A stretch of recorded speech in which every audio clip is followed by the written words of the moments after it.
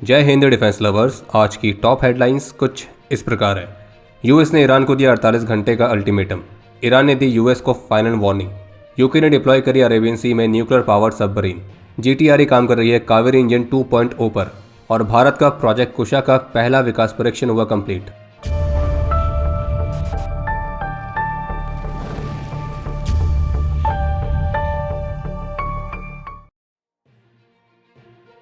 Waste Asia का जो conflict है वो अपने 23वें दिन में प्रवेश कर चुका है और कल से लेकर अभी तक कई सारी महत्वपूर्ण घटनाएं घटी हैं जो कि काफ़ी ज़्यादा चिंतित करने वाली हैं।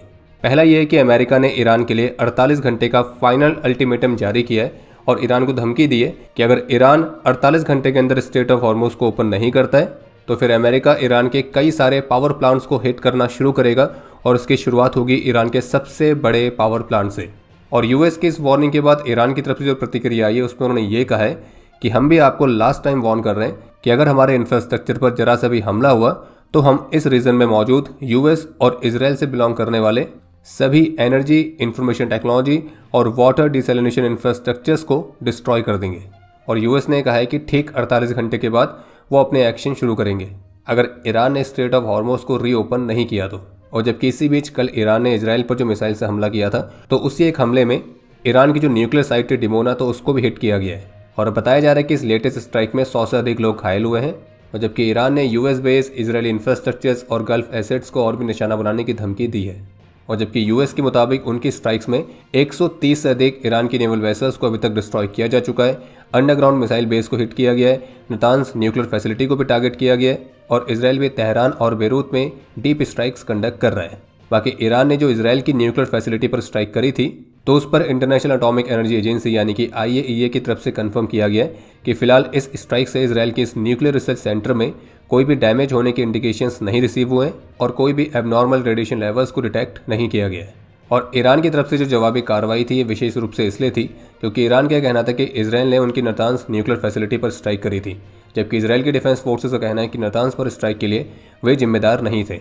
वहीं इसी बीच ईरान के एयर डिफेंस सिस्टम ने भी स्ट्रेट ऑफ हॉर्मुज के पास एक F-15 फाइटर जेट को फिर से इंगेज किया है और ईरान की प्रेस टीवी की तरफ से इसकी एक वीडियो भी रिलीज की गई थी। वहीं इसी बीच अभी जो रिपोर्ट्स आई थी कि ईरान ने डिएगो गार्सिया की तरफ भी 2 बैलिस्टिक मिसाइल्स फायर करी हैं, जो कि इस कॉन्फ्लिक्ट में पहली बार ऐसा था जब इंटरमीडिएट रेंज की बैलिस्टिक मिसाइल के फायर होने की रिपोर्ट्स आई थी। लेकिन अब इस कहानी में थोड़ा सा ट्विस्ट आया है। हुआ यह कि अल जज़ीरा ने एक रिपोर्ट जारी करी है जिसमें उन्होंने ईरान के सीनियर ऑफिशियल के हवाले से बताया कि ईरान का यह कहना है कि उसने डिएगो गार्सिया में यूके के मिलिट्री बेस को टारगेट नहीं किया है। और ये क्लेम किया जा रहा है कि उस मिसाइल अटेम्प्ट के पीछे तेहरान नहीं था। और ईरान द्वारा डिएगो गार्सिया की तरफ मिसाइल फायर किए जाने वाली जो रिपोर्ट्स थी वो जारी की गई थी द वॉल स्ट्रीट जर्नल की तरफ से। और अल जज़ीरा की latest report wall street journal की रिपोर्ट को खारिज करती है। जबकि कल इसराइल की डिफेंस फोर्सेस ने भी अपने ऑफिशियल एक्स हैंडल से पोस्ट करके इस बारे में जानकारी दी थी कि ईरानियन रिजीम में अभी तक की सबसे लॉन्ग रेंज की मिसाइल पहली बार लॉन्च करी है जिसकी रेंज 4000 किलोमीटर्स तक है। और इस रेंज की मिसाइल के साथ वो लंदन, पेरिस, बर्लिन इन जगहों तक भी पहुंच सकते हैं। तो कहने का मतलब ये है कि यहाँ पे 2 बातें हैं। पहला ये जिसमें यूएस मीडिया और इसराइल के ऑफिशियल से क्लेम कर रहे हैं कि ईरान ने डिएगो गार्सिया की तरफ मिसाइल्स को फायर किया है। और वहीं अल जज़ीरा की रिपोर्ट में ईरान के ऑफिशियल्स इस रिपोर्ट से इनकार कर रहे हैं कि उन्होंने इस तरह का कोई भी मिसाइल अटैम्प्ट नहीं किया है। और इन्हीं सब टेंशन के बीच एक रिपोर्ट सामने आ गई है कि ब्रिटिश नेवी की एक न्यूक्लियर पावर्ड सबमरीन जो कि टॉमाहॉक क्रूज मिसाइल से भी इक्विप्ड है तो उसे अरेबियन सी में डिप्लॉय किया गया है। और इंटरेस्टिंग बात तो यह है कि एक तरफ ब्रिटिश नेवी की न्यूक्लियर पावर्ड सबमरीन की डिप्लॉयमेंट की रिपोर्ट्स आ रही है, वहीं दूसरी तरफ यूके मीडिया टेलीग्राफ की तरफ से एक रिपोर्ट जारी की गई है जिसके मुताबिक कि ब्रिटेन के न्यूक्लियर सबमरीन फोर्स के लगभग 170 प्लस रॉयल नेवी के जो सेलर्स हैं वो पिछले 7 वर्षों से ड्रग्स का इस्तेमाल करते हुए पकड़े गए। और इनमें से कुछ तो तब पकड़े गए जब वो सबमरीन्स में सक्रिय रूप से सर्व कर रहे थे। और यहाँ पे जिन ड्रग्स के इस्तेमाल की बात की जा रही है वो कोई छोटे मोटे नहीं है, हल्के वाले नहीं बल्कि हार्ड वाले ड्रग्स। बाकी यहाँ टेलीग्राफ की रिपोर्ट के मुताबिक तो ड्रग्स के प्रति जीरो टॉलरेंस पॉलिसी है, तो इसलिए जहाँ तक ब्रिटेन के रक्षा मंत्रालय उन सभी सेलर्स को सर्विस से हटा देगी जो कि इस तरह से पकड़े गए। अब बाकी इस घटना पर आपके जो मन में विचार आ रहा है आप उसे कमेंट सेक्शन में शेयर कर सकते हैं क्योंकि हमारे मन में तो बहुत कुछ आ रहा है। और फिलहाल अभी आगे बढ़ते हैं। एक और अपडेट है कि ईरान के पुलिस चीफ की एक वीडियो काफ़ी वायरल हो रही है जो कि ईरान के प्रेस टीवी की तरफ से जारी की गई है जिसमें वो यूरोपियन यूनियन को एक सलाह देते हुए दिख रहे हैं कि अगर आप ग्रीनलैंड को सुरक्षित नहीं कर पा रहे तो आप हमारे सामने रिक्वेस्ट डालिए, हम आपकी मदद करने के लिए आएंगे। आपको पता ही होगा कि यूएस प्रेसिडेंट ग्रीनलैंड को भी काफ़ी समय से एक्वायर करना चाह रहे हैं। तो ईरान के पुलिस चीफ की जो स्टेटमेंट है ये इसी कॉन्टेक्स्ट में थी।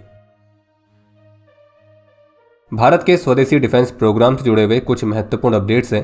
पहला ये कि भारत का जो प्रोजेक्ट कुशा है, जिसके तहत भारत स्वदेशी तौर पर एक लॉन्ग रेंज के एयर डिफेंस सिस्टम को विकसित कर रहा है, तो इसके जो पहले विकास परीक्षण है वो कंप्लीट हो चुके हैं। इस परियोजना में डीआरडीओ और भारत इलेक्ट्रॉनिक्स काम कर रही है, और जैसे कि डीआरडीओ ऑफिशियल्स पहले बता चुके हैं कि जो भारत का जो कुशा एयर डिफेंस सिस्टम है, तो वो कैपेबिलिटीज के मामले में रशिया के S-500 जितना एडवांस्ड होगा, और ये भारत के मिशन सुदर्शन चक्र का एक बहुत ही महत्वपूर्ण हिस्सा होने वाला है। और इसके तहत 3 तरह के इंटरसेप्टर्स बनेंगे, M1, M2, M3। जो M3 होगा उसकी रेंज 400 किलोमीटर प्लस होगी, और उम्मीद है कि जो सिस्टम है ये 2028 से 2030 तक सर्विसेज में कमीशन किया जाएगा। दूसरा महत्वपूर्ण अपडेट यह है कि GTRE ने कावेरी 2.0 के तौर पर नेक्स्ट जनरेशन इंजन को पिच किया है, और इस कावेरी 2.0 प्रोग्राम के तहत एक बिल्कुल ही नए कोर के साथ लगभग 90 किलो न्यूटन तक के थ्रस्ट को जनरेट करने वाला इंजन विकसित किया जाएगा। इसके अलावा एक अपडेट यह है कि डीआरडीओ ने TDF स्कीम के तहत क्वांटम बेस्ड इनर्शियल और मैग्नेटिक सेंसर्स के डेवलपमेंट के लिए एक RFI जारी करी है, और इन सेंसर्स को विशेष रूप से GPS डिनाइड और जैम्ड इन्वायरमेंट्स में गाइडेड म्यूनिशंस को प्रिसाइज तरीके से टारगेट करने के लिए इस्तेमाल किया जाएगा, और ये भविष्य के वॉरफेयर के लिए एक बहुत ही गेम चेंजर टेक्नोलॉजी साबित हो सकती है। ग्लोबल टेररिज्म इंडेक्स का नया डेटा सामने आया है, और इस बार पाकिस्तान ने इस लिस्ट में टॉप किया है। सबसे पहले तो आपको ये बताए थे कि global terrorism index, short form में जिसे आप कह सकते हैं GTI, तो ये है क्या। तो इसका बस सिंपल सा मतलब यही है कि ये एक ग्लोबल रैंकिंग है जो कि ये बताती है कि वो कौन से देश हैं जो कि आतंकवाद से सबसे ज़्यादा प्रभावित रहे हैं, और फिर इसमें लिस्ट वाइज नंबर दिए जाते हैं। और इस रैंकिंग को डिसाइड करने के लिए 4 मेन चीज़ मेजर की जाती हैं। पहला, कितने आतंकी हमले हुए हैं। दूसरा, उसमें कितनी जानें गई हैं। तीसरा, कितने घायल हुए हैं, और प्रॉपर्टी डैमेज कितना हुआ है। और फिर इनको कंबाइन करके एक स्कोर बनाया जाता है, और इससे पूरी रैंकिंग बनती है। और इस बार इस रैंकिंग में जो पाकिस्तान है वो नंबर 1 पे आया है, यानी कि ये दर्शाता है कि पाकिस्तान सबसे ज़्यादा आतंकी हमलों से प्रभावित रहा है। और 2013 से लेकर अब तक आतंकवाद संबंधित घटनाओं में पाकिस्तान में जो जाने गई हैं वो अभी तक की सबसे हाईएस्ट हैं। और पाकिस्तान का इस इंडेक्स में टॉप में आने का कारण ये है कि पाकिस्तान में हाल के समय में जो आतंकी हमले की घटनाएं हैं वो बहुत तेज़ी से बढ़ी हैं। पाकिस्तान में जो पाकिस्तान के ही द्वारा बनाए गए आतंकी संगठन हैं जैसे कि TTP, तो उनकी गतिविधियां काफ़ी ज़्यादा इंक्रीज़ हुई हैं। उनके द्वारा लगातार पाकिस्तान की सिक्योरिटी फोर्सेस पर हमले हुए हैं। हालांकि इससे पहले वाली रिपोर्ट में पाकिस्तान ऑलरेडी दूसरे नंबर पर पहुंच गया था, लेकिन अब इस लेटेस्ट रिपोर्ट में पाकिस्तान नंबर 1 पे आ गया है। और ये भी दिखाता है कि पाकिस्तान की जो स्थिति है वो और भी ज़्यादा बदतर होती जा रही है, और पाकिस्तान में जो आंतरिक अस्थिरता है वो लगातार बढ़ रही है। और इस मामले पर तो पाकिस्तान ने अफगानिस्तान को भी पीछे छोड़ दिया है। और इंटरेस्टिंग बात तो यह है कि इतना सब होने के बावजूद भी पाकिस्तान में जो आतंकी इंफ्रास्ट्रक्चर है वो अभी भी पूरी तरह से सक्रिय हैं, बल्कि पाकिस्तान की इस स्थिति के लिए स्वयं पाकिस्तान ही जिम्मेदार है और कोई नहीं है। और एक फैक्ट ये भी कि इतना सब होने के बावजूद भी पाकिस्तान अभी भी सुधरा नहीं है, और पाकिस्तान की जो भारत के खिलाफ आतंकी गतिविधियां हैं वो लगातार जारी हैं। और ऑपरेशन सिंदूर के बाद भी भारत की फोर्सेस ने पाकिस्तान के ऐसे कई सारे मॉड्यूल को बस्ट किया है जो कि भारत में बड़ी आतंकी हमलों की साजिश रच रहे थे। और पाकिस्तान ने जिसने दशकों तक आतंकवाद को पाला पोषा है, अपने पैदा होने के साथ से वो इस काम में लग गया था, और अब इस हरकत के लिए पाकिस्तान को इसका खामियाजा तो भुगतना पड़ रहा है। और बिल्कुल वैसा ही है कि अगर आप अपने घर में सांप पालोगे और ये सोचोगे कि ये केवल आपके पड़ोसी को काटेगा, तो फिर तो आप बहुत गलत सोच रहे हो। इसके अलावा एक रिपोर्ट ये भी सामने आई है कि सऊदी अरेबिया पाकिस्तान पर दबाव बना रहा है कि ईरान के खिलाफ लड़ने के लिए पाकिस्तान भी सऊदी अरेबिया की मदद के लिए आए। विशेष रूप से पाकिस्तान ने जो सऊदी अरेबिया के साथ डिफेंस पैक्ट साइन किया है उसके तहत।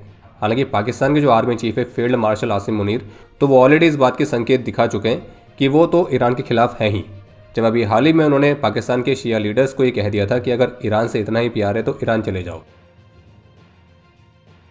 इस वाले अपडेट पर आगे बढ़ने से पहले हम आपको एक छोटी सी स्पॉइलर वार्निंग देना चाहेंगे। अगर आपने धुरंधर 2 मूवी नहीं देखी है और देखने का प्लान कर रहे हैं, और अगर आपको कोई भी स्पॉयलर्स नहीं चाहिए, तो आप इस वाले पार्ट को स्किप करके नेक्स्ट वाले अपडेट पर जा सकते हैं। और बाकी अगर आपने ऑलरेडी देख ली है तो आपको ये वाला अपडेट जरूर सुनना चाहिए, और ये बहुत ज़रूरी है। ज़रूरी इसलिए है क्योंकि धुरंधर 2 मूवी जैसे कि आप सभी जानते हैं रिलीज़ हो चुकी है।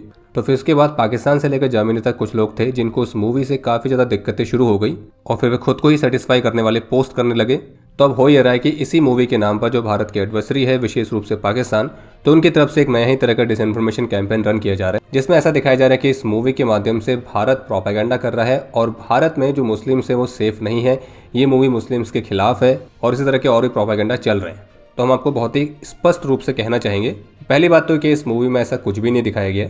एक्चुअल में जो मूवी है ये पाकिस्तान को बहुत ही ब्रूटली एक्सपोज करती है, जितना शायद आज तक किसी ने भी नहीं किया था। और दूसरी बात है कि इस मूवी के जिस विशेष पार्ट को लेकर प्रोपेगेंडा रन करने का प्रयास किया जा रहा है, तो वो पार्टी यूपी के गैंगस्टर अतीक अहमद वाला। और प्रोपेगेंडा फैलाने वालों का कहना है कि इस मूवी में अतीक अहमद का पाकिस्तान की ISI के साथ जो लिंक दिखाया गया है वो बहुत ही गलत है और ये केवल एक प्रोपेगेंडा है। तो इन्हीं सब दावों के बीच अभी हाल ही में यूपी पुलिस के फॉर्मर DGP विक्रम सिंह की तरफ से ये कहा गया है कि इस बात में कोई संदेह नहीं है कि अतीक अहमद जब वो जीवित था तो उसका जो गैंग है वो इंटरस्टेट 277 में लिस्टेड था। और अतीक अहमद ने खुद ही इस बात को स्वीकार किया था कि उसके पास जो वेपन्स जैसे कि .45 कैलिबर के पिस्टल्स, AK-47, RDX, तो ये सारी चीज़ें पाकिस्तान ड्रोन्स के माध्यम से भेजता था जो कि पंजाब पहुंचती थी और फिर पंजाब से उसके अपने कॉन्टैक्ट्स के थ्रू होते हुए वो उस तक पहुंचती थी। और अतीक अहमद के केवल ISI नहीं बल्कि पाकिस्तान बेस्ड सुमरों के संगठन लश्कर के साथ भी कनेक्शन थे। इतना ही नहीं बल्कि फॉर्मर DGP ने भी बताया कि जब अतीक के घर को सर्च किया गया था तो वहाँ से जो बुलेट्स और कार्ट्रिजेस मिली थी तो वो पाकिस्तान की ऑर्डिनेंस फैक्ट्रीज में बनी हुई थी। तो इसलिए कहना है कि अगर कोई अभी भी अतीक अहमद को सपोर्ट कर रहा है तो फिर तो उससे खुद पे शर्म आनी चाहिए। और तो और जम्मू कश्मीर पुलिस के भी जो फॉर्मर DGP हैं SP वैद, तो उन्होंने भी इस मामले पर अपने व्यूज़ रखे जिसमें उनका कहना था कि सच कड़वा होता है और जब दाऊद के पैसों से फिल्में बनती थी तब सब कुछ ठीक था, लेकिन अब जब दाऊद पर फिल्में बन रही हैं तो लोगों को तकलीफ हो रही है क्योंकि सच हमेशा कड़वा होता है। अतीक अहमद की बात करें तो वो एक गैंगस्टर था, वो सांसद भी था और गैंगस्टर भी। पूरी दुनिया जानती है कि उसने अवैध हथियार लिए थे और पाकिस्तान से उसके संबंध भी जग जाहिर है। और हाँ, हमारे इन दोनों वेटरन ऑफिसर्स ने उन स्टेट्स में सर्विस दी है जहाँ पे अतीक अहमद सक्रिय था और जहाँ पर सीमा पार आतंकी नेटवर्क की निगरानी भी की जाती थी। और इतना ही नहीं बल्कि उत्तर प्रदेश पुलिस की चार्जशीट है तो उसमें अतीक अहमद ने खुद ही इस बात को स्वीकार भी किया है कि उसके पाकिस्तान की ISI और लश्कर के साथ डायरेक्ट लिंक्स थे और अतीक का network fake currencies, weapons, drugs, तो इनके इलीगल ट्रेड में काफ़ी ज़्यादा इन्वॉल्व था और इसलिए पाकिस्तान की ISI के लिए ये बहुत बड़ा एसेट था। बाकी इस मूवी का एक हिस्सा ऐसा भी है जहाँ पे जो पाकिस्तानी ISI का ऑफिसर है मेजर इकबाल करके, तो उसे मूवी में तब भी जीवित दिखाया गया है जब अतीक अहमद को पब्लिक के सामने शॉट किया गया था। और लोग मेजर इकबाल को इलियास कश्मीरी के साथ ही कंफ्यूज कर रहे हैं क्योंकि इलियास कश्मीरी जो है वो 2011 में ही US की स्ट्राइक में एलिमिनेट हो गया था। तो फिर उनका ये कहना है कि अगर ऐसा था तो फिर मेजर इकबाल जिंदा कैसे अतीक अहमद वाले इंसिडेंट के समय। तो देखिए, इस बात के कन्फ्यूज़न को दूर करने के लिए हमने एक बहुत ही स्पेशल वीडियो भी कुछ दिनों पहले बनाई थी कि जो मेजर इकबाल है और जो इलियास कश्मीरी है क्या ये अलग अलग व्यक्ति हैं या एक ही व्यक्ति हैं। तो उस पर हमने एक प्रॉपर वीडियो बनाई है जो कि आपको देखनी चाहिए। और रही बात ये कि धुरंधर मूवी जो है प्रोपेगेंडा है या नहीं है, तो हम आपको यही कहेंगे कि आप पहले उसे खुद देखिए और उसके बाद खुद ही डिसाइड करिए कि आपको क्या लगता है। और हाँ, बाकी वो लोग जो कि जवान जैसी मूवी को एक मास्टरपीस बताते हैं, एक ऐसी मूवी जिसमें स्पेशल फोर्सेस यूनिट किसी मिशन पे जा रही है और वहाँ जाके उन्हें पता लग रहा है कि उनका वेपन चल ही नहीं रहा है। मतलब पहली बात तो ये कि ऐसी कौन सी स्पेशल फोर्स है जो कि मिशन पे जाती है बिल्कुल नया वेपन लेके जो कि उसने पहले टेस्ट भी नहीं किया है, जबकि लोग तो एग्जाम देने भी नई पेन लेके नहीं जाते हैं, वो पेन लेके जाते हैं जो कि चल रही होती है पहले से।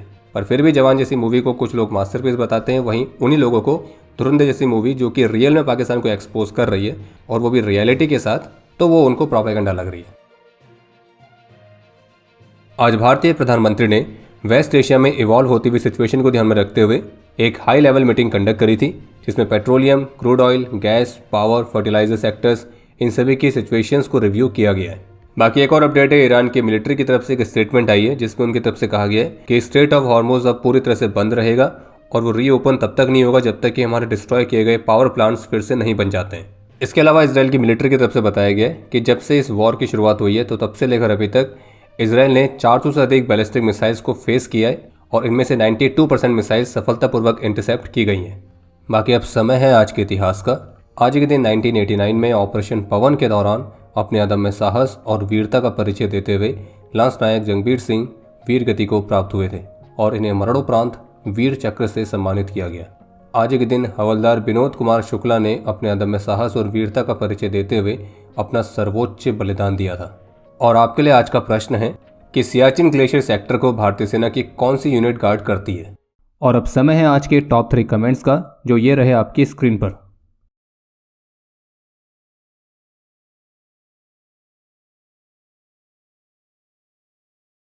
उम्मीद है आपको आज का एपिसोड पसंद आया होगा।